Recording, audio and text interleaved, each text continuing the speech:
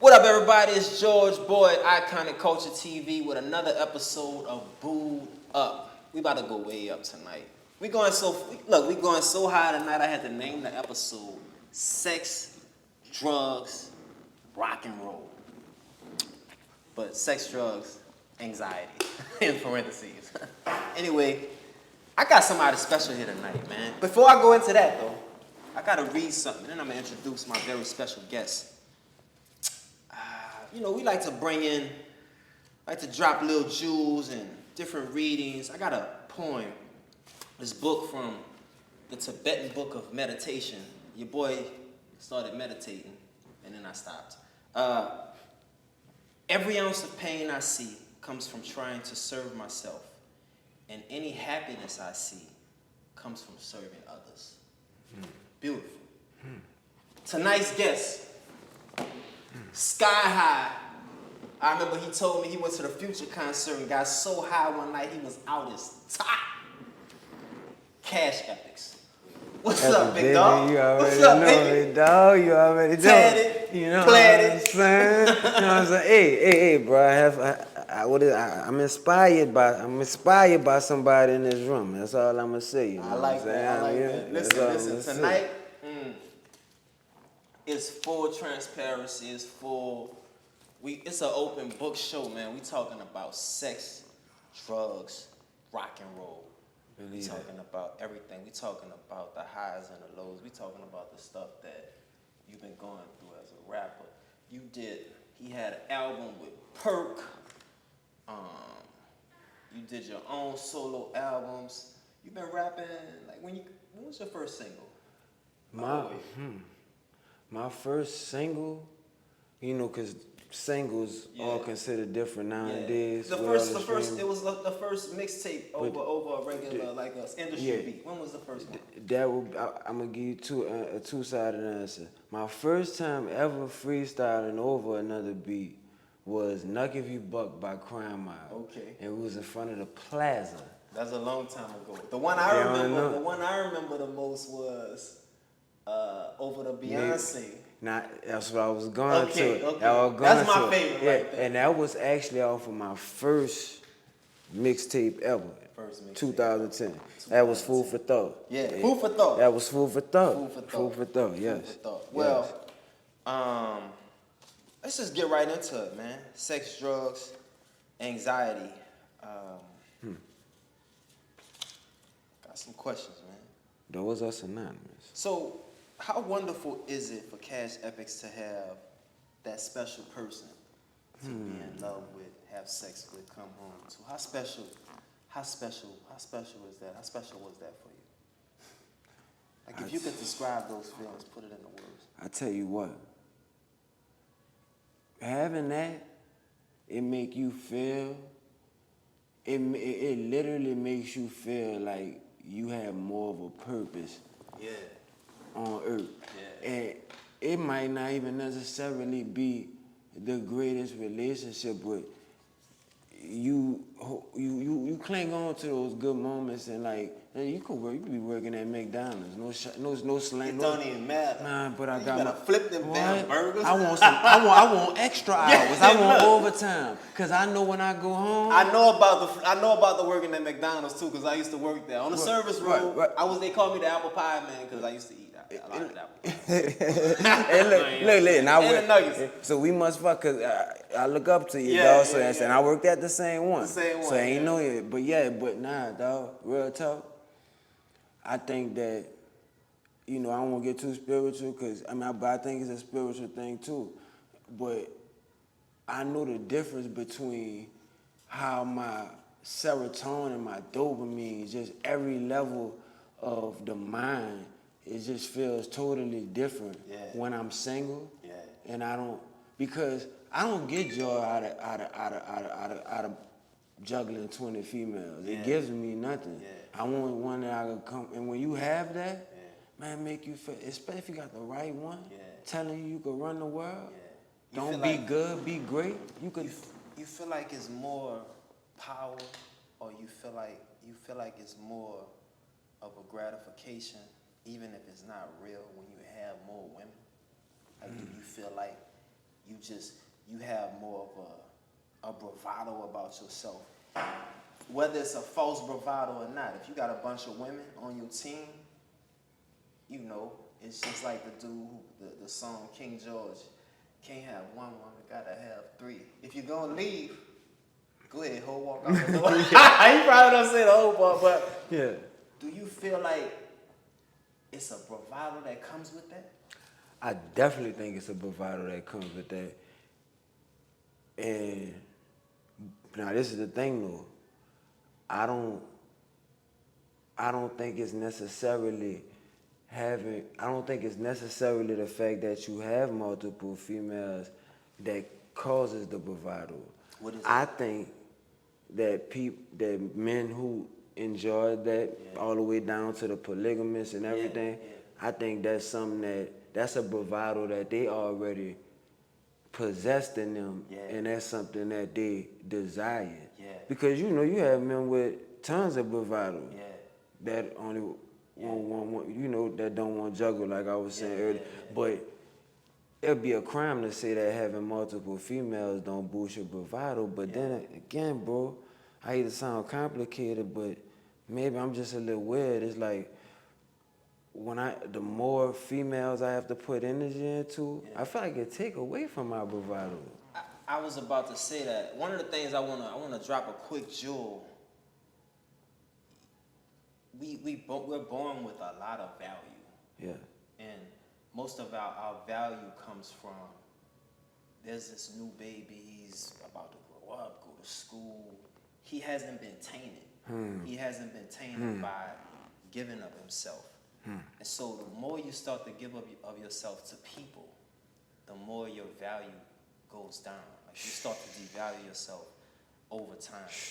And there's actually, I was reading something in one of a prayer book that I have, and it referenced not only do you become devalued by people, but at some point, the more you give of yourself, you're of no value to God. You're of no value. He can't use you because you've been used up. You feel me? Yeah. So I agree that some of those men who may have that bravado because they have a lot of women on their team, they do possess that. But the thing is though, when the women go, that's when you see. That's when you see how solid you really are. Mm-hmm. Because like in my situation, for me, I've had instances where it was just a lot of people around that would say, good things and make you feel a certain way. But when you're going through a crisis moment, the opinions of others don't matter. You have to have that within yourself. If you can't if you can't do it on your own, because those nights, when you're going through those dark nights, you can't think of words other people have told you. Like you have to have that bravado, you have to have that confidence, you have to have that esteem on your own. Right. I know you asked questions, but I had to. Do you think? What I'm trying to say is, do you think? It's the drugs, y'all. It might be. It's the drugs. It might be, because I got. It's the drugs. You know what? What up? It's gonna come to you. It's gonna come to me. Go ahead. How old were you when you first started having sex? When did you break your virginity? 13. 13. That's not bad. That's not. I was 11. See? I was 11. I told y'all it wasn't bad. I was 11. How looking back on that, do you wish you would have waited? Like, was the person that you slept with? You know what? I'm sorry, go ahead. Were they worth you giving yourself to? No. Yeah. I lost my virginity at 13 for lack of better terms, I ain't gonna say she wasn't a prostitute, but. You sure? Yeah, I don't know. She may be now. Yeah. You know what I'm saying? But she would put it like this. To protect the names of the innocent and the guilty, we are just we're not gonna name nobody, no. Man. But you know, to make a cool story out of it, I didn't break my virginity until I moved to Dallas after Hurricane Katrina. Okay. Yeah. You know what I'm saying? And the thing about it is, why I had to take a little second to think about it, because you gotta think about it. I have a line in the song where I'm like, I made my first song, then I got my first piece of P. Yeah. And now I feel like I'm the man. I said it. Did it really make you feel like you were the man? At that time, of course. Really? Because that's, you know, at that age bracket, and I don't know if I'm gonna go ahead and speak for manhood. I ain't gonna just say it's a New Orleans thing, but that's all mattered. You get clowned if you was a virgin. You did. But I was always the type to keep it real. Like, I'm a virgin. And I gotta keep it real. Him saying that his first time made him feel great. I thought my first time was gonna make me feel great. You probably never heard this story. I lost my virginity. Juvenile, he talks about the Magnolia Project being so smoked out on New Year's Eve that you can't see in the area. I gotta testify that that's so true. I lost my virginity across the street from the Magnolia on Washington Avenue, Louisiana Avenue, on New Year's Eve night. And it was so smoky outside. I just remember looking over in the courtyard, and it wasn't the dew. It was smoky. It was gunfire. This was when the Magnolia was ratchet, right? We were by Key's food store, in the house by Key's food store. We could not cross the street and go into the Magnolia on that night. So anyway, I lost my virginity, and it's a funny story. I was so psyched up. I mean, I'm ready. I've been playing with myself for the past couple years. Practicing. Looking at Jet Magazine, Beauty of the Week. The page is sticky. I'm like, I gotta get all of this out of me. You know what I'm saying? Yeah, so I go in. She like 14. And as soon as we done, I remember I spent the night. It was like a friend of a friend of a family member. I looked over. I was like, I feel bad that we did it. We shouldn't have done that. You said that? I said that to her. She was like, boy, shut up and go to sleep. So I said, no, I can't do that.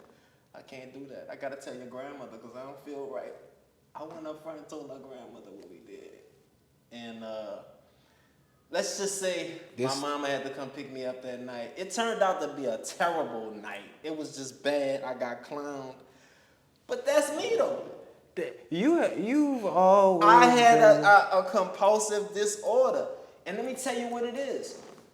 From day one, me giving myself to somebody else that I wasn't supposed to give myself to, it took from me even then. I'm 11 years old. I couldn't even describe what I'm feeling. I'm telling them it took from me. Like it was it's an energy that you give to others when you give yourself sexually.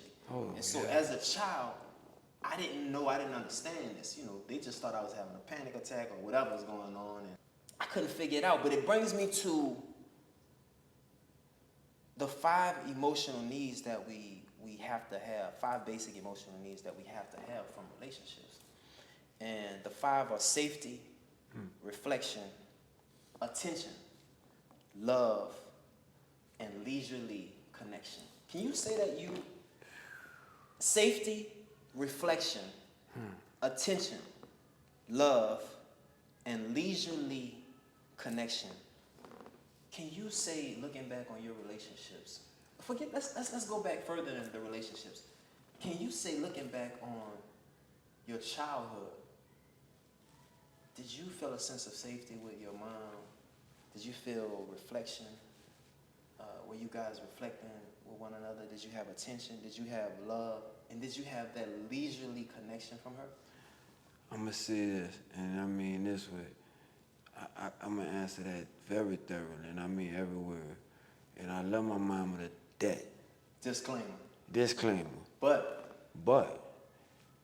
leisurely? Yeah. Hell no. Yeah. Hell no. From what I know, you had to, when when dinner was prepared for you, you had to go eat in your room. You gotta go eat in the room. Y'all didn't eat at the table. No, we never ate in the table. I don't know what that felt. I don't know what it's like to laugh, make a joke. Yeah, and talk. Hug on each other. What about reflection? Reflection. You know, how was your day? None of that. How was your week? That is a TV thing to me. Did you do that in your relationships? You know what? I did. Yeah. How did they receive it? But they didn't. They didn't. I think because I wanted it so much and I had been missing it so long. Yeah. They still didn't give me what I needed. Yeah. Because I kind of take. I don't think they knew how much I lacked in that area and how much I yearned for that. Yeah. So they probably felt like what they was giving was enough, but I wanted more. Did they reciprocate, for instance, when you know, because going into a relationship, from what I know about you, I know that you very passionate. You have a lot of compassion, a lot of empathy as well. I think in today's world, we lack empathy because everybody is always trying to, especially in relationships, black relationships. I don't know about white relationships. I don't know about red people. I don't know about brown. Sorry, President. I got to ask you about white relationships at some point. But I don't know. But I know with Preston's black relationships. He's at the barbecue. So yeah, cool. That's my I man. think Preston probably experienced more black relationships than just white relationships. He might just be black. He might be black. Just white, you know what I'm saying? But I think we are missing out on being empathetic to one another because it's always about the one-up. Oh, it's always about for sure. You remember what he did you last week or last month, and so when he has a moment, instead of being empathetic and trying to understand, or when she has a moment, instead of being empathetic, you think about what she did and you clap back. Yes. You don't try to figure out what's wrong. You don't try to talk. You don't try to work things out. You want to make her anxious. You want to make him upset. Did you find that happened a lot in your relationships or no? I found out that happened almost 9.5 out of 10 times. It didn't start like that, though, did it? It did not start like that. It started the complete opposite. Yeah. I never seen it coming. Yeah. And the bridge, the gap between the childhood and the relationships, no safety. Yeah. Never felt it. Never. So what you felt from home, what you didn't get, the safety, the connection, the leisurely connection, going into your relationships, that was set on the table for you from day one when you first start dating these people. It seems like that's what you're gonna get. But in the end, or after their what we call their disguise left, you got what you got at home. That's real. Yeah. That's real. Are you asking me? I'm asking you now. I'm assuming. You assume correctly. Wow. You assume, and bro, I'm gonna tell you, I'm 32, bro, and I met a girl, and the day after my birthday, right after you threw me a surprise birthday party. Yeah. You know what? Before you get into that, I want the people to catch that. Let's pick it up with, finish telling me about after their disguise left, or they pulled the disguise off. Was it the same as home? It was the exact same as home. Yeah. It was the exact same as home. And the only difference is, to me, it was worse. Yeah, why? Because with my mama, it's not my lover. Yeah. So it's like, okay, I'm missing that. So you know what I'm gonna go do? I'm gonna go find it. I'm gonna go find it in the girl. I'm gonna go find it in the music. I'm gonna go find it in the drug. Yeah. Whatever I gotta and jewel drop, everybody. If you're shopping for a lover, if you're looking for somebody to be with, you called me a couple times from rehab. Mm-hmm. And I gotta just say, not from rehab, but when you got out of rehab, I gotta just say this. 1 year, you spent more time in rehab than you spent on the street. Yeah, you had and I told you that. I realized, like, we got towards the end of the year, it was around Christmas, and I said, bro, you missed out on the whole year. So you've been in rehab. You spent more time in rehab than you spent on the street. You called me one time from a hotel. Like, you used to leave rehab. I mean, we gotta dig in right quick. Oh, I forgot about that. You used to leave rehab with these girls that you would meet in rehab and go on these binges and be locked in a hotel room for days at a time. You called me one night. It must have been late, like 1 in the morning, 2 in the morning. And I remember I get the phone call and I'm like, what up, bro? I'm thinking you, oh man, G, I'm about to, give me some news or we talk, chop it up. You said, G, I'm in a hole, bro. I'm feeling bad, bro. I was like, what's going on? Man, I'm in a relapse. I'm in a hotel, blah, blah, blah. And the visual I had, because I'm on a balcony talking to you. I'm 9 floors up looking out over the city. And I'm just thinking about, damn, how did it get like this? And I remember telling you what I was about to tell the people. If you're shopping for a lover, if you're looking for somebody special, if you're in a relationship and it's not working out for you, and you're about to leave that relationship because it's too much drama, he doesn't listen, or whatever it is, you will only get who you are. The person that you find, I don't care if you look for him on the internet, if it's a new dating site, you could be on Christian Mingles. You're gonna get a reflection of yourself. It doesn't matter where you go. When it comes down to people, you can't search for the right person. You attract the right person. And your attraction is based on where you are inside. I told you, I said, bro, I don't care where you go. You need to get yourself together before you meet anybody, because you only gonna meet what? What did I tell you? You told me, in these words, it's gonna stay with me for the rest of my life. You told me those exact words. If you, like you just said, if you remain that person, you're never gonna find anything that's gonna contribute anything positive to your life, because by the law of attraction, you can't get anything else. And it was so crazy because it's one thing hearing it or reading it in a book, but when you somebody tells you that who loves you, and you really start to think in hindsight, man, I'm talking about, it got to the point, G, I couldn't even holler at a chick at the gas station without finding out she the same way. Even the ones who put the facade on, they turned it out because I was still... You were still you. You were still you. Ladies, gentlemen, you can go buy Chanel, Gucci, Louis, Balenciaga. Shout out to all of my future, my future girlfriend or fiance wife. I like Balenciaga, just so you know. Yes, Disclaimer. But you could go buy and get suited up. You can go to the Grammys, and you're gonna meet the same woman that you just finished dating. We gotta talk about why for a quick minute, though. You know what? We're gonna spin back and talk about why. It's getting deep, y'all. It's getting real deep. Dog, what was your drug of choice? My drug of choice was opiates, not heroin to be specific. Okay. Specifically painkillers. Percocet, Roxy.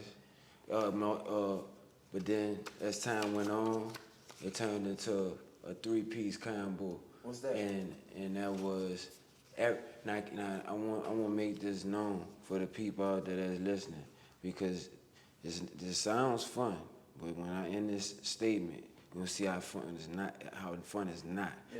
It turned out from that to every day I had to have the opiates, because anybody who been in that world, if you don't have it, you ain't doing nothing. You sick. You dope sick. You're sick. Then I had to have Xanax. And I had to have cocaine. And I had to have all 3 at the same time. I remember being on FaceTime with you a couple times, and you was like, G, and no disrespect.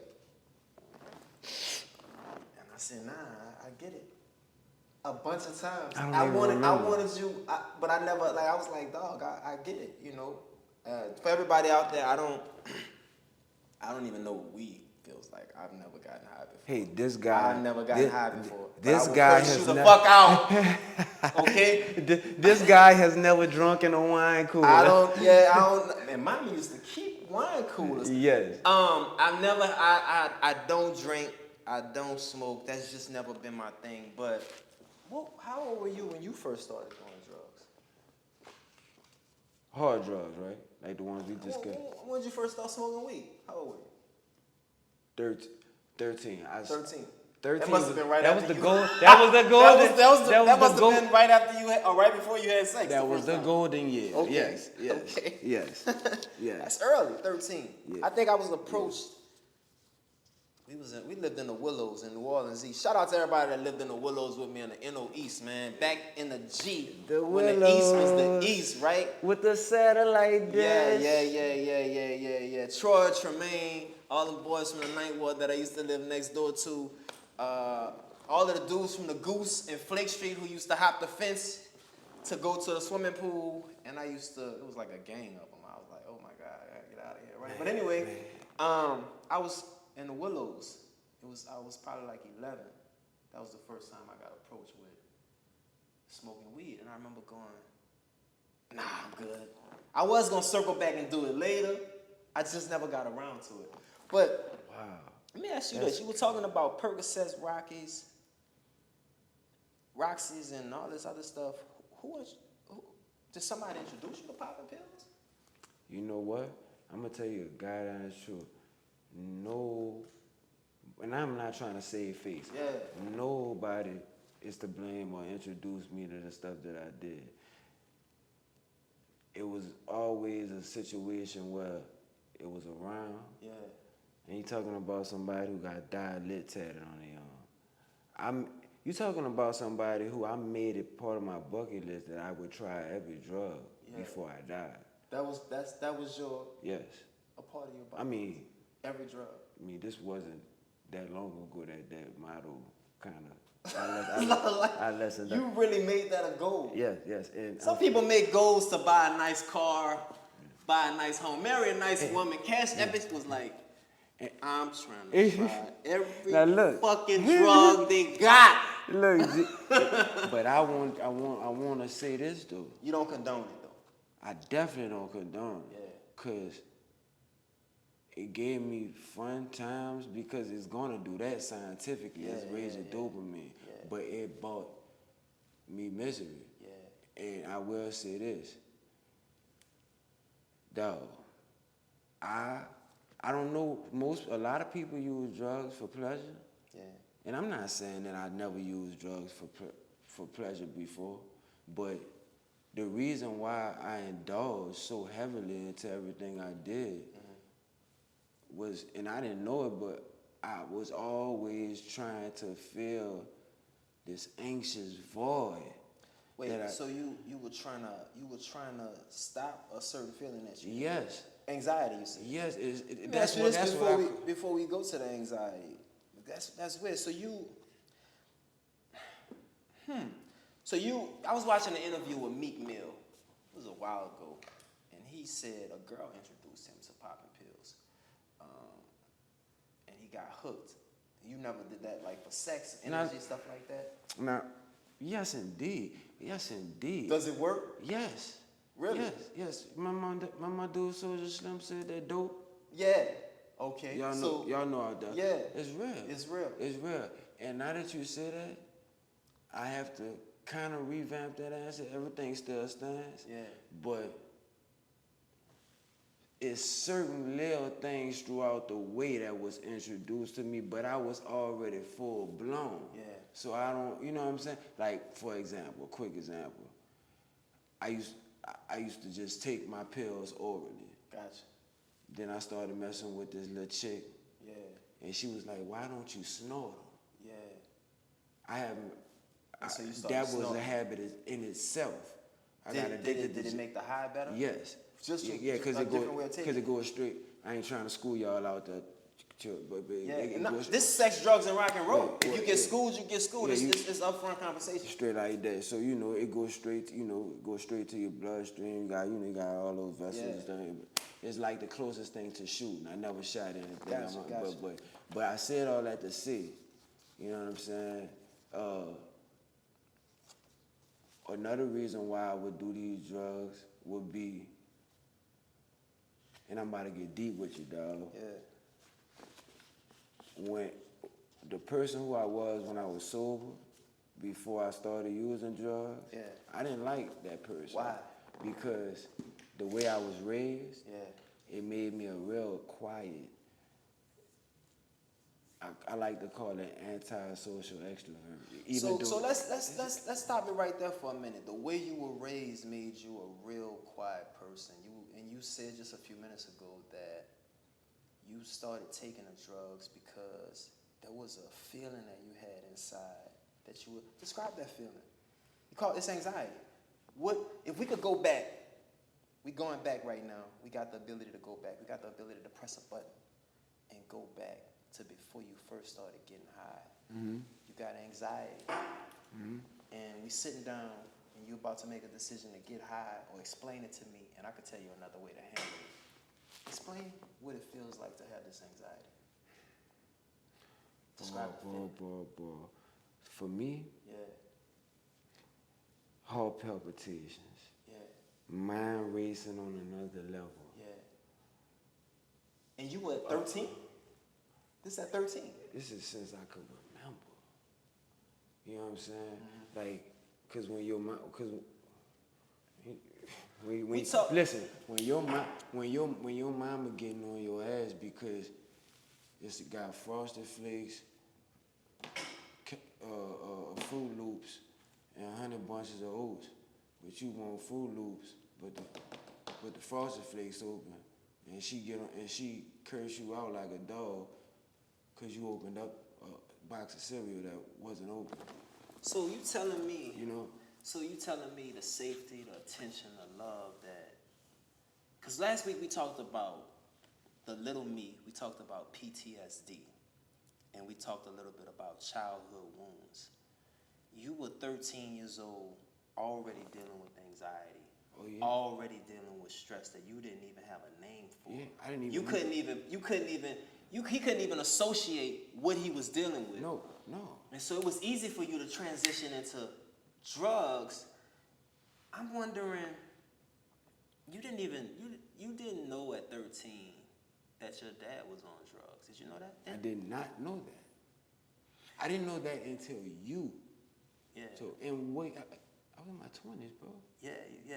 So you transitioned into drugs, and your father was on drugs, and your mom helped in a way by giving you the childhood wounds, the PTSD, and creating this little person that you will forever live with, who's with you right now, and still craves the drugs, still has the PTSD, still has the stress and anxiety, but it's helping you write the music at the same time. Taking prescriptions is a hell of a feeling. You know what I'm saying? You feel me? I might not do drugs, but when it comes down to that trap music, I'm on it. But listen, she contributed to everything that you are and everything that you're not. Yeah. Childhood wounds. Yeah. So it seems like she didn't provide none of the stuff that you needed in that area. In that area. And we don't listen. But this not the night to glorify what she did do, because we talking about what mothers don't do. Right. So I'm not. I don't. We not. It's no more disclaimers. No more disclaimers. What you do, and what you did do, wasn't enough because you missed out on so much. Right. Childhood wounds. I spoke last episode about children needing attention when they reach up and they're crying. And parents, a lot of parents, especially black parents, moms, dads, they oh no, don't pick him up. That's gonna make him soft. Oh, yeah. And what it does over time is it shows the child, I'm not loving you today. And so when your mom, well, at times when she was nice and she would let you, oh, just go ahead and open that cereal box. Or just let you just do something and you'd be like, oh, mommy being nice? That's the inconsistent behavior, because now you're wondering, well, what did I do to deserve, right? And so you, for your relationships, the patterns that you have with mommy, sometimes she's nice, sometimes she's... Cash Epics is my brother, my baby brother, if I never announced that. Blood, when baby. he came home from the hospital in the Willows, we had to walk up all of those steps and bring all of the new stuff from Charity Hospital. So, just so you know, so the patterns that she formed with you, you can open up a cereal. No, I don't want to hear that, and curse you out some days. And this is how your relationships are now, because the patterns that we form with our parents, our mom, especially for a male, those are the same patterns that we shape, that are shaped in our brain for the future. And do you think, doesn't it feel like it intensifies those ramifications when you don't have the father there to balance it out? Or do you think that... I think that the relationship with your mother supersedes I agree. any relationship with your father, because your father could tell you you're nothing, but if your mom comes back and say you could be everything, I agree. If she says you could be everything, let's look at Kanye. Kanye's mom told him he could do drop out of school, I'm supporting you. I don't even know what pursuing music is. Nope. And he went to the top. And that's just an example. I believe when you have that strong foundation from your mother, it sets you up for success. It doesn't mean you're going to be successful. No. But there's an innate sense of confidence and esteem that you have in yourself that you can't get from somewhere else. That's so crazy you just said that. Because just like the points you was making about the relationships, I'm telling the guy honest truth. I never even spoke this out loud or told this to a female or anyone for that matter. Yeah. I literally was yearning for the woman who I was with to give me that. When did you fall? I just wanted them to tell me. I got something I gotta ask you before I get back to the questions. When did you first start in your mind,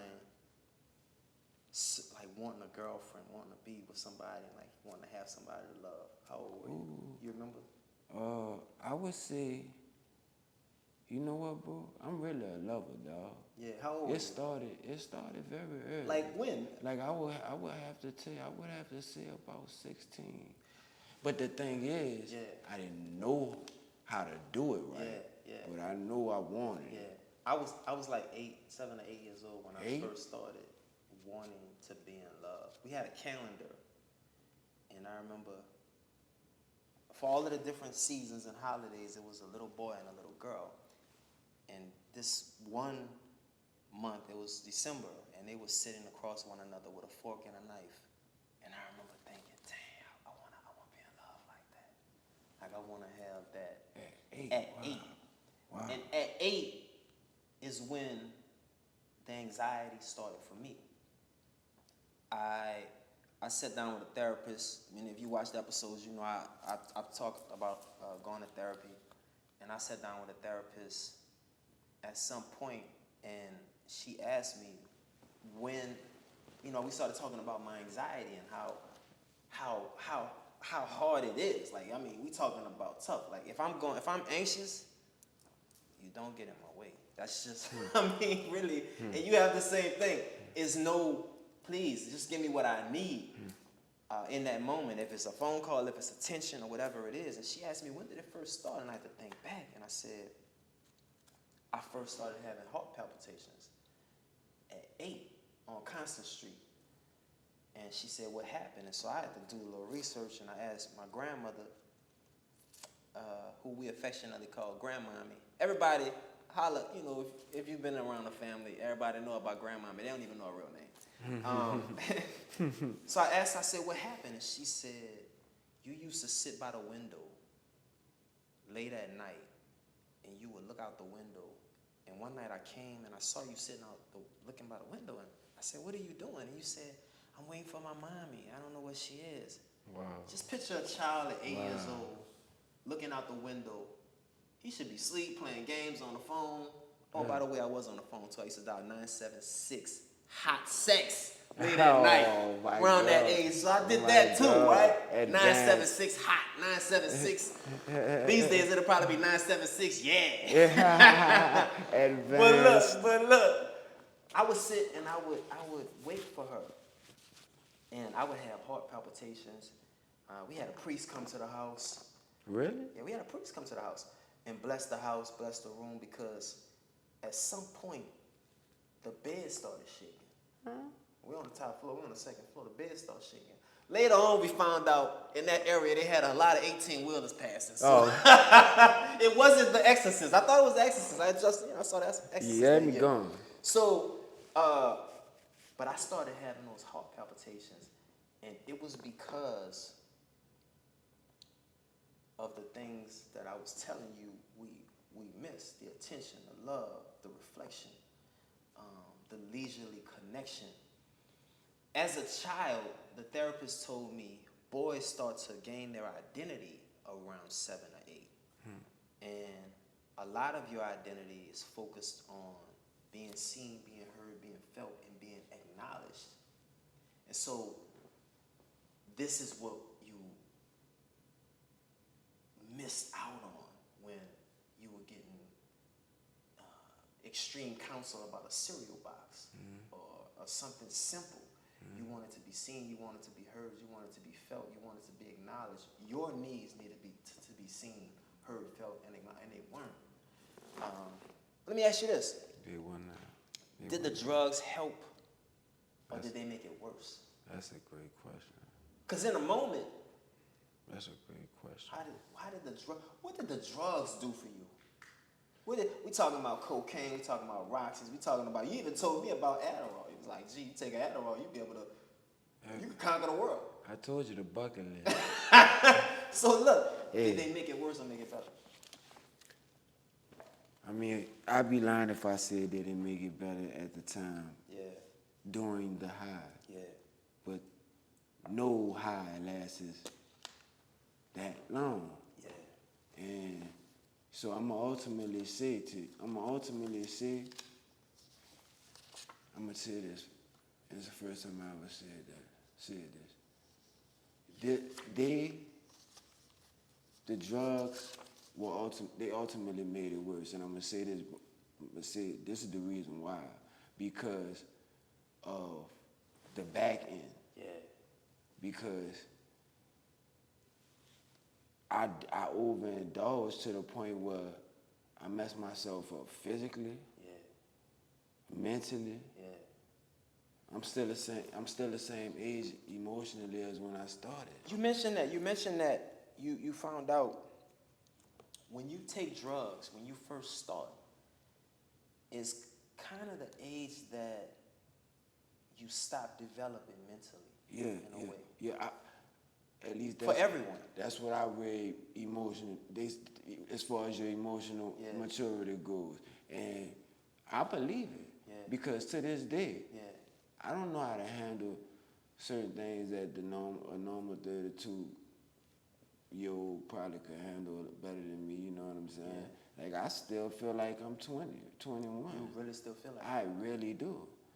And guess what? I'm gonna be totally honest. If drugs did not have withdrawals, if I had never been brought to those pits, to the pits of hell that it brought me to, and you realize how much money it takes to keep. It's an expensive habit. Bro, I want to say this before you finish. I've seen you so high. I wasn't there when they brought you home, but I remember you had a Mustang and you crashed the Mustang head first into a pole. I remember that occasion. I remember you going to a concert. I don't remember which one it was, but they had Kanye West, Yeezy. It was a Kanye West Yeezy concert. Front row, baby. He probably seen me. And you passed out. I passed out, yeah. At the concert because you were so high. Rest in peace to Jairus. He the only one picked me up. Yeah. I remember you telling me about those things. So do you think that if you had to gauge what contributed most to the anxiety and the drugs, would you say was your upbringing? I mean, I know you feel guilty to say that, but I would. Yeah. I would, bro. Yeah. I would. And you know why? You know why it made me feel guilty? Because we always do this disclaimers. It's not that. Yeah. I just feel guilty because all my life I've tried to tiptoe around that and find every other reason why it could be. Yeah. And I always put it on myself. Yeah. You know what I'm saying? Because you know how it is as men, you can't blame nothing else. They don't. Like, that's what the stigma. That's the stigma for men is that you can't blame, and I see why, because let's just talk about your relationships a little bit. Do you find that when you've shown weakness in your relationships, you've cried, you've expressed yourself in an emotional manner, do you find that in those moments when you needed solace, a hug, a kiss, a pat on the back, a baby is gonna be okay, I'm not gonna leave you, do you find that the women that you had in your life took advantage of you the most then? Yes, they did. Yes, they did. Yes, they did. Triple time. Listen, bro. Triple time.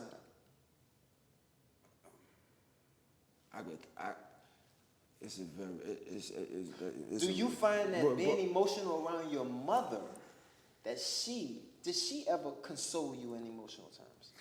My mom was so non-emotional that it made me overly emotional. I had the therapist ask me. She said, you need to ask yourself why you keep choosing women that are emotionally unavailable. And I'm like, I don't choose women that are emotionally unavailable. These women have cried to me and said, George, I want this, I want that, and why can't you give me? But the moment, it's like the moment somebody gets in and they get what they want, or they get a little bit, or they see emotion in you, then it's weakness. And what you see as weakness, or what a woman has seen as a weakness in you, is really just your love and your vulnerability. Yes. How difficult is it now, knowing you got the drugs, knowing you got the anxiety, knowing that you've been used emotionally when you were the most vulnerable? How is it to imagine a relationship? Can you imagine a relationship going forward? What does that look like to you? Nah. I'm in a very strange place in life, bro. I fight tears off all day. Bro, I fight tears off. I'm fighting tears off right now. Yeah. You know, you wanna know the real, bro? Yeah. Sometimes I be like, I don't even think that's in the cards for me for the you know, the back massages and how was your day, and I'm here, you know, it just start to feel like that's fictional, or it's for somebody else or something. I don't know, and I don't get it, honestly, because I mean, how do you rationalize it when you don't do the things that usually cause people to act like that towards people, when you don't beat them up and, you know? I just don't get it, bro. Let me ask you this, and I gotta credit you because I know how bad anxiety is. We here with Cash Epics, by the way. Cash Epics, baby. FBM, man. FBM. Up, Full bread militant. Full bread militant. No, you could have had full bread drugs, man. But no, look. FBD, baby. Right. FBD. Look. Hey, but we doing pairs now. Okay. We doing pairs. People out there like, nigga, please. Hey, when you think about emotional vulnerability and women leaving you at the times when you needed them most. I know for sure you've gone back to those relationships, to those women, because the anxiety is so bad. It's like a pull. Yeah. It's like, I can't make it if I, like, you feel like you're gonna die. Like, you feel like your heart is about to come out of your chest. Literally. You will walk from New Orleans East to Uptown if you need to see that person. Yes. When you have anxiety. And it's all surrounding the affection, them getting in. And when they reject you, it's such a feeling of, you don't even want to live. Let's go back. It was a December, late night in December. I can't remember what year it was. It wasn't too long ago. And you called and you said, I don't even know if you called or just somebody called, but I think that night you wanted to end it all. You felt like, I'm just done. I can't cope. I came to the east and I saw you in front of the door, and you was coked up and down at the same time. And you wanted to be done with it. You told me the next time you think about taking yourself out this God Greens, or well, whatever you want to call it, you take it out on that. Should I be ready? Be blunt. You know what I'm saying? Be blunt. You know what I'm saying? For you think about killing yourself. If what did that do for you? What did that perspective do for you? For me, I needed to hear that. Cause see, I learned from the rawness. I needed raw. And that's how you gave it to me. Pause. You did, yeah, I'm on y'all account. But from that point on, it was like it made me, just that simple statement, made me realize how valuable I am. Yeah, you would never have done that to her, but hell no. But because when you love somebody, you would never hurt them. But no, I felt that like wasn't the point you was making. Yeah, I felt like in that moment, I felt like I want to see how bad you really feel. Mm-hmm. So before you do it to yourself, let's just make it full circle. Right. And it brought you back to reality. And it brought me back to reality because, like you said, we both know, at the end of the day, I don't want to harm myself, and the thing of, I definitely would never or don't want to harm the female. Yeah. I never hit a woman in my life. Yeah. And props for that, because I know with anxiety, I just want to say that in the culture and the world that we're living in right now, there's so much domestic violence going on. And we're going to talk about this at a different time. We're going to have a segment on domestic violence. But I can say 99% of it is probably attributed to anxiety that men have. They don't know how to handle, and they do something that they have to regret for life later. Oh, yeah. Because they didn't have the outlet, they didn't have the resources, and nobody had to tell them to kill anybody. They just do it. Right. They just do it because they feel like that's gonna solve it, and it doesn't. It's the end of their life, basically. Right. Just like I know a dude. We ain't saying no name. Yeah, we know what? We're gonna save that story. Okay. We're gonna save that story. Let me ask you this.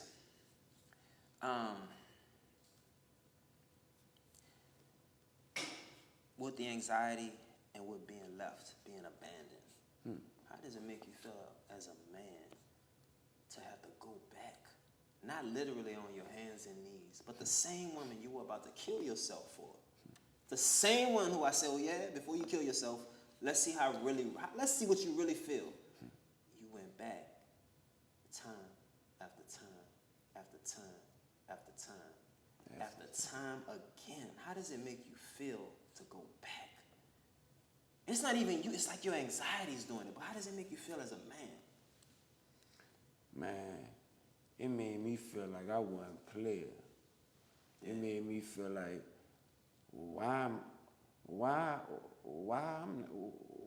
player card went? Like, why I'm built like this? Yeah. Like, why I can't, all these females out here, why? I know I think highly of myself. Why am I stuck on this person? Yeah. She could, that person you talking about can sit there and say, babe, I don't want you. Yeah. And you would still go back if she called you the next day. I told you that night, I said, and you didn't believe this at all. I said, you're gonna get over this. I said, not only will you get over it, when there's gonna come a day where you don't even think about this person. You did. How many days like that have you had? You did. How many days like that have you had? A lot of days. Like, what? You don't even think about her. What? It's unbelievable. It's unbelievable. Listen to me, that night you wanted to end your life, bro. Yes. That night you wanted to end. Shout out to Devin. Shout out to Perk. Oh yeah, shout out to my dude, 4-8 Maxwell Perk. Boy, I see all y'all, man. Yeah, man. You know the deal, bro. I guess you could shout the whole brick out, cause you know. Yeah, you can shout. Oh yeah, my man Chubs, man, yeah. Pop Lottie, all y'all, man. Marley G, yeah, I see you. I gotta say this though. And shout out to the main man in the building too, man. I gotta say, cause this man, the man, he's just humble, man. I gotta say this right quick. With anxiety and with abandonment and childhood issues, not receiving the things that you needed to receive, it leaves you needing people. And that need, especially if somebody that you love, that you wanted, that was there, their presence, you know, you got to think about so many things. You're empty now. We have to get to the point where we're self-full. And people like you and me who have childhood wounds, no matter how much you come around and you tell us we're great, you can have money, you can have status, you can have women, that's not self-full. In order for us to be self-full, we have to affirm ourselves. You don't wait on somebody else to affirm you. People can confirm you, but they have to confirm what you already know about yourself. So you have to speak into yourself. You have to be able to tell yourself how great you are, how wonderful you are, how amazing you are. And when we think back on what we talked about on our last episode with the little me that's inside of you. Yes, little me, yes. You have to affirm him. And all you doing, when you affirm you, you're affirming him. Mm-hmm. So you're speaking into yourself constantly. And the thing is, that anxiety and running back to people who say people who leave you, like we should never run back to people who don't want to be with us. If you leave one time, that's it. And both of us, because of love, because of compassion, and it's not even both of, it's a lot of men out there. Probably most men find themselves in situations where they go back to a woman that has left them. And I'll attribute it to this. I'll explain why you do it, and I'll put it into words, but we're going to talk about it on another episode. Therapists told me that my mother, your mother, our mother, conditioned me to see and to feel that to be loved and to be mistreated are the same thing. So if you love me, you can mistreat me because you love me. Right. But unconsciously, I feel it and I know it. So every time you left me, oh, she gonna be back. Because you love me. I know she loves me. Because she's done things that show love. Oh. But in the same way that you did things to show love, you abandoned me. That's so synonymous to the mother. The dynamic. Mommy, oh, you could have some cereal. No, don't open it tomorrow. In the same way that you show me you love me, you mistreat me. Yeah. So you're showing me that to be loved and to be mistreated are the same. All the same. And that's not the same thing. But we're gonna keep it moving though, because we talking about sex, drugs, and rock and roll. And rock and roll, baby, let's rock and roll. Let's talk about the pull of the women that you were in love with after they left you. Are you, your last relationships, like, are you over it, or are you still dealing with the pull of it? I see this. I'm probably, if I had to put a percentage on it, I'm like 85% over it. Good. I'm like 85%. And the other 15 is because gotta you know, you gotta something involved. Look, you know what I'm saying? I want to read something real quick. Back to that Tibetan book of meditation. You can find it online, I think. Problem: I don't have enough money. The karmic fix: be radically generous with your money, help, and time. Problem: I can't sleep at night. Karmic fix: send someone love. Problem: I can't seem to hold on to a partner. Karmic fix: respect other people's relationships. A lot of y'all out there need to hear that because you're nosy and you up in other people's business and you're trying to be a cheater. You cheater. You low down dirty dog. You snake in the grass. I don't have enough energy. Appreciate all that others do for you. Oh, wow. Problem: I have some health problems. Karmic fix: take care of others who are sick. We gotta give more, bro. Problem: I eat poorly. Karmic fix: make sure someone else has a good, healthy diet. Problem: and we're gonna end it with this one. I'm looking for a companion. Karmic fix: befriend a lonely person. The Tibetans, man, they meditate a lot. These are good people, bro. That is deep. That's deep. That's deep. It seems like the whole theme is giving. It's giving. It's all centered around giving. You have to give. You know what? Why are we talking about giving? Would you say that you gave more than you received in your relationships? Yes. Yeah. I honestly would. Yeah. I honestly would. Yeah. Because I gave so much that I would have gave all of me. Do you think that you gave all of you? Because you gave a lot of you to something. But did you? And here's where I'm going with this. I wanna let everybody know out there. There's nothing wrong with giving more in a relationship than the other person, especially if you're just starting out. I think that some people it takes a little while. Some people give in ways that you may not know. Like someone may be giving their whole heart to you. They're faithful. They're loyal. They've never been like that with somebody before. You might be giving more gifts. And while material things matter, for me to give you my heart, my loyalty, and my everything, I go out and I don't even look at other women. You don't know that. You just know I haven't bought you Gucci or Louis. But you don't know that I don't look at another woman the same way as I look at you. So when we talk about that, those two, they kind of measure up. In the long run, ladies and gentlemen, it will even out. Right. All right, so you got to give people a chance. But you think you were a martyr to your relationships? For sure. Yeah. For sure. Yeah. For sure, dog. Because, like I said, and this is detrimental. This is bad, dog. I ain't going to say when because I'm going to say moving forward, I'm more enlightened. Yeah. But in the past, I would love so much, love so hard, that I am willing to give you everything. And I'm not talking about no gifts. Yeah. I'm talking about the real. Yeah, you gave yourself. The first time I ever went to rehab, it wasn't with my choice.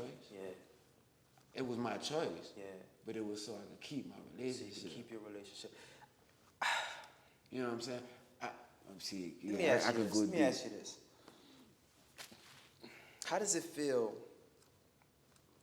to know your very own family has in some ways given up on you, called you a drug addict to your face, and really treat you as if Cash Epics, the rapper, the voice, coming out of Easton, you're not who you were then. You know, when we talk about the streets, this is the streets right here. I mean, I'm his brother. I'm from the same New Orleans, but the dudes that I know gangsters. I don't want to label what they are, but I know I went to school with people who were doing things that would just out of this world. They would definitely never think that we were related. Just by the life that you've lived. And you came up under me.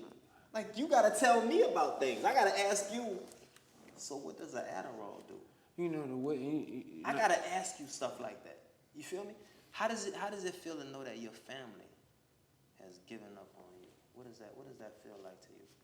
And they look at you as if this is all you're gonna be. Cash Epic's the rapper who was at this point was supposed to be at the top. They look at as a drug addict, have called you a drug addict to your face. How does that feel? What does that feel like? What does it look like? Frame that for the people. It's the worst feeling I ever felt in my life. Yeah. It's worse than the heartbreak. It's worse than the withdrawals. I'm serious. Yeah. Because this family that we talking about, yeah, I'm 32 and they still don't understand me. They don't know how much I love them. They don't know that you got so much love. You'll do anything. They don't understand. And when you got people like that calling you a thief and you never stole a penny. Yeah. I was addicted to drugs straight for 13 years. I never took one penny from anybody. And I'm just saying that to say, when you gotta look in your grandma, your uncle, your cousins, your mama face, and you're not guessing. Yeah. It's been told. Yeah. And spoken about. Yeah. That you just a drug addict. It goes past just the phrase when they start to treat you as one. To me, you being treated like you homeless at home. Facts. Homeless at home. Yeah. Big facts. You know what I'm saying? That's a big topic. Tonight we talked about sex, drugs, rock and roll, anxiety. Before we close for the night, I gotta bring something to your attention because and it might be a little bit somber, but there's always light because there's tragedy in life and everything that we deal with. Mm-hmm. I remember when your partner Jairus got killed. You told me about it. You didn't even make it to the funeral because you was dope sick. Yeah. You didn't make it to your partner's funeral. Do you remember what happened on the evening of April 22nd, 2018? Yes, I do. What happened? I was on the way home from work with my main man. Who? Rest in peace, Gould. Brick. We called him Foe, straight off the brick. Yeah. Man, shout out to my dude. But unfortunately, we was on the way home and we was on Claiborne. People from New Orleans, they know we talking about Claiborne and Cataract right under the bridge. And as soon as we turned, car turned in front of us. A lot of people think we was beefing. It was the wrong place at the wrong time. The dude caught his girl down bad. He lost his mind, went around the city on a rampage, shooting random cars. He shot our car, 2 bullets, just close to me. First bullet in my Where'd the bullet hit Gould? The first, that one hit him in, not his skull, but the first shot he let out went through it broke his jaw, went through his carotid artery, and then got lodged in the top of his stem cell, the top of his spine that connects the stem cells to the brain. Yeah. So he was paralyzed instantly. And he actually lived for 2 years after that. And he died in the place where he was supposed to be recovering in the rehab facility because of negligence in my eyes. His ventilation thing came out in the middle of the night. That was tragic. I remember that day.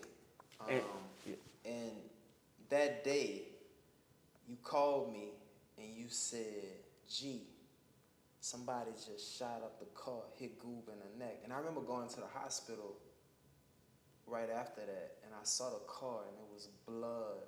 The car was non-salvageable. They couldn't salvage the car. They had to get rid of the car. It was blood everywhere. It was blood. It was a pool of blood from the front to the back. Why? You had your gun on you. You ran when y'all left the scene. I saw a video with you getting out of the car with your gun. You didn't shoot back. I always think about that. Why didn't you shoot back? I'm so glad you asked me that, because that go deep. And because that was your main dude. Right. You were strapped. But you have to picture the dynamics here, and I'm gonna break it down perfectly, because I had to deal with this for a long time. Yeah. Because I'm not no killer, right?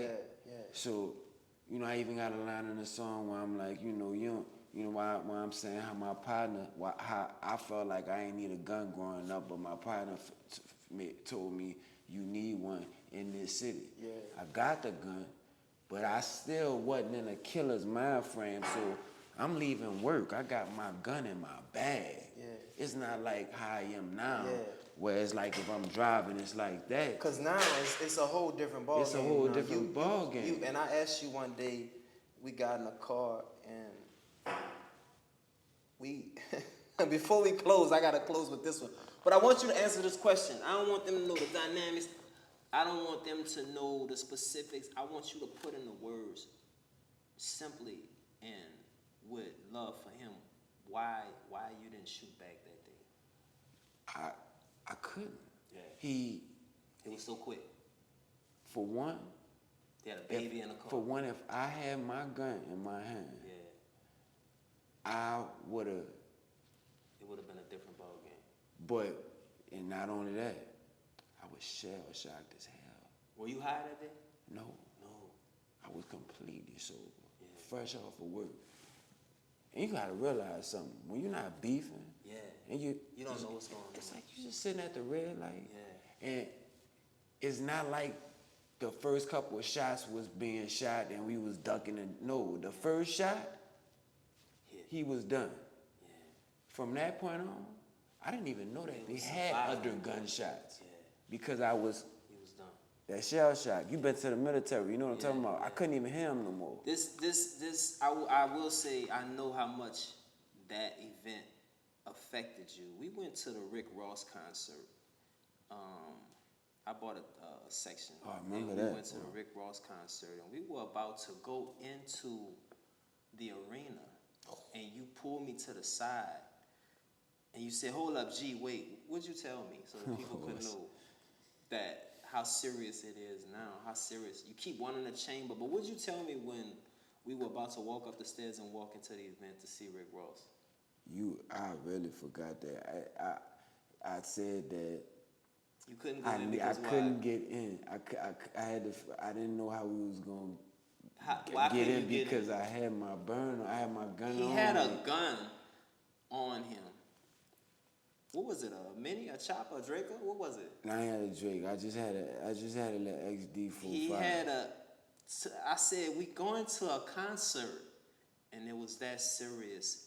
We talking about sex, drugs, rock and roll, death, murder, anxiety. We talking about childhood wounds. We talking about all these different things. It's Cash Epics, New Orleans' finest. Man, listen, the healing starts with knowing, and before we close, it's not enough to address having anxiety. It's not enough to address having childhood wounds. You have to be able to do something about it. When I look at things or I go to church and they talk about the problem, I always leave wondering, what's the solution? Drugs, anxiety, believe it or not, there is a solution. And one of the things that you can do is first, when you get anxiety and you get this feeling of a pull, whether it's a relationship issue you're going through or whether it's drugs, whatever it is, you have to be able to stop yourself in the moment and know where you are. And then you have to speak to that little you inside and talk to him. And we're going to talk about this more in depth as we go on with Booed Up. And this is a show about how to love black men in the state that we're in the culture that we're in, so that we can love you. Preston, we're going to work on finding you love later. white men love. But this is about, so when you find yourself in that situation, I'm just going to tell everybody what I do right now. My girlfriend broke up with me, and the love and anxiety, they pull me. And so I've gotten to a place where I've had to talk to my little me inside and say, the feelings that you feel for her, the wounds, the hurt that you feel, it wasn't all caused by her. This came from earlier time. This was caused from your childhood wounds. I said, so we can't place the blame all on her. All right, mommy didn't do some things. There were some things that were done that were hurtful. You experienced some emotional things. You weren't seen, you weren't heard, you weren't loved. The way you weren't acknowledged and you weren't felt. That's the first thing I do. The next thing I do is I tell myself, you don't need someone else to affirm you. You don't need someone else to see you, hear you, feel you, or love you. I hear you. I feel you. I love you. So it's basically saying, I love me. I love me enough to know that I don't need somebody else outside of me to love me, especially somebody that left me. And so everybody that's out there, if you have somebody that left you, you feel this reach, you feel this pull, you're asking yourself, how could this person leave me? How could they do me like this? Sometimes you're just too much for people. Sometimes you're just too much. Sometimes people have their own childhood wounds as well. So they have to deal with those. So you got your childhood wounds, and you've come to the place, you're confident enough, you can stand in this relationship when it gets tough. But they can't, they run. So I tell myself that, and then I move to the spiritual perspective. I talk to God about it, I pray about it, and I ask God to help me get through it. And one of the ways I do that is an exercise that I call going back. I go back to the moment. For instance, I was telling you about when I was in that window. I go back to that moment, and you speak to the person that hurt you or that didn't give you in that moment from that childhood wound, and you tell them, I didn't deserve that. I didn't deserve you to treat me like that. I deserve you to treat me better. I deserve love. I deserve you to see me, hear me, feel me. I deserve to be acknowledged, and you did not acknowledge me. I want to forgive you. I pray to forgive you. But you hurt me. You caused a lot of hurt in my relationships. And then we forgive them, and we ask God to help us to forgive them. And we also ask God to help us to get out of this pattern that we've created. Break this pattern and heal these wounds. We leave that moment, and we come to the person that hurt us currently. Your girlfriend, whoever, your boyfriend. And you don't have to physically talk to them because prayer is way more powerful. So you go to them and meditatively, your eyes closed, praying, and you tell them, you hurt me. You furthered the wound that was already there. You were supposed to be there. We're supposed to hold each other down. I'm supposed to help you. You're supposed to help me. But that's not what happened. You hurt me. And with that being said, you ask for forgiveness. You ask to forgive them. You ask them to forgive you because you also did things to hurt them. And whether you realize it or not. Whether you realize it or not, we did things to hurt each other. Relationships, I told you earlier, you can only get who you are. So you both have childhood wounds, some of the same childhood wounds. You come together so you can heal. You mirroring one another. And if both of you are strong, you can heal. You can be together. But if you're not, somebody's going to run away. They're going to go. But you ask for forgiveness, you ask them to forgive you, and then you pray that God heal those wounds. And the next thing you do, the fourth thing you do, you start with the affirmations. I'm great, I'm amazing, I'm wonderful, I'm powerful, I can do this. I like my boy E.T., Eric Thomas. I listen to him a lot on YouTube. He says 3 things. I can, I will, I must. I can, I will, I must. I can get through this. I will get through this. I must get through this. I can love myself enough to not need this person. I will love myself to not need this person. I must love myself to not need this person. And if that doesn't work by the end of the night, you just say, man, fuck this person. Yeah. That's what it got to be. That's not going to work. But you gotta just keep going. You gotta keep driving, bro. You gotta keep driving. This. If you watching this podcast, if you watching Booed Up, and you stand for the long haul, at some point we all gonna get to the place where we see our value. We see our value. And the thing is, in these relationships, some of you want to find wives, you want to find husbands, you want to find dimes, you want to find a boss who have money. But you're looking for that person so they could show you your value. Man. You have to have your own value. You have to go into the relationship with your value. You have to go into any relationship, any situation, knowing who you are, what you are, and what you are worth. And I don't mean Chanel. I don't mean Gucci. I mean knowing who you are. And listen, you can't get in a relationship in state of value and you've been sleeping with everybody in the city, bro. Nah. And that's for men and women. Nah. I'm not street meat. So don't go looking for me on a cart. Like, you're not going to find nothing like that. If you want value, you have to be value. If you want a man that's good, you have to be good. Hey, it's Booed Up. Cash episode. Rock. What's the name of this episode? Like, I've been smoking. Sex, it's probably contact. Drugs. It's the contact. It's contact. Sex, drugs, rock and roll, anxiety. We went up. It's Big Boss Talk. You got anything you want to say? I just want to say, first of all, bro, thank you for sure for the opportunity to be a part of something so pivotal to this community, because I truly believe that this is gonna help a lot of people. I just wanted to help. Like, I'm not. There's no way I was gonna go through the things I went through the past couple of years. It's been like 7 years of hell, and I'm a warrior. I don't buckle. So. I don't buckle. I don't need drugs. I don't need a sedative. And what I always tell you, I admire you. Yeah. I'm a real lion.